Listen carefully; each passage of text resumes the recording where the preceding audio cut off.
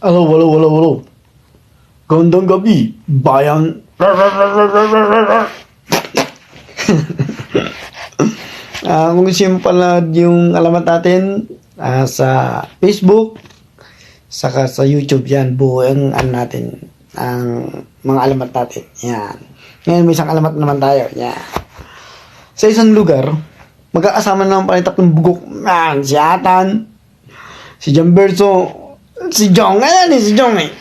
Yan. Ngayon, sa isang lugar is may pinapatupad na bawal magmaneho ang mga lasing. Yan.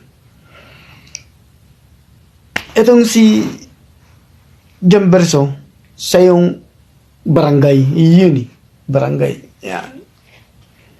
Tapos itong si Jong sa yung barangay tanod. Ay, barangay captain. Barangay captain. Ngayon, tapos itong si Atan, siya yung nag-drive. Nakainom siya. Nakainom. Nagpamanay. Ngayon, pinarasan bigla ngayon niya, no? Ni Jamberso. Tabi! Ganun si Atan eh. Lasing ka no? Sabi ni Jamberso kay Atan. Hindi po, sabi niya. Katunayan nga po, yan yung bahay ko eh, sabi niya. Tapat lang eh, sabi niya. Pauwi na nga ako eh. Tatawagin ko si Kap, sabi niya. Si Kap Jong. Uy, yun o, si Kap Jong. Kap Jong! Ngayon,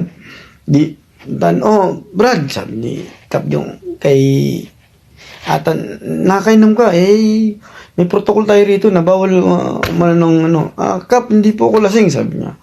Tunayan nga po, kilala ko nga po kayo eh. Sabi niya. Tsaka yan po yung bahay ko, sabi niya. Binuksan ngayon yun. Ito nga po yung susi, binuksan niya. Bukas ni... di ba? Buksan ko. Pagpasok niya, ito po yung sala namin, sabi niya. Ito po yung sala ko, sabi niya. Tapos yan po yung kusina dahil pinapasok niya yung dalawa eh. Okay? Kasi duda yung dalawa eh.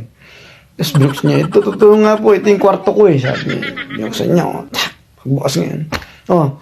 Nakita niyo po, yan po yung asawa ko, tamo. Tingnan niyo po, ako yung nakapatong Inang, sobrang lasing, siya daw yung nakapatong.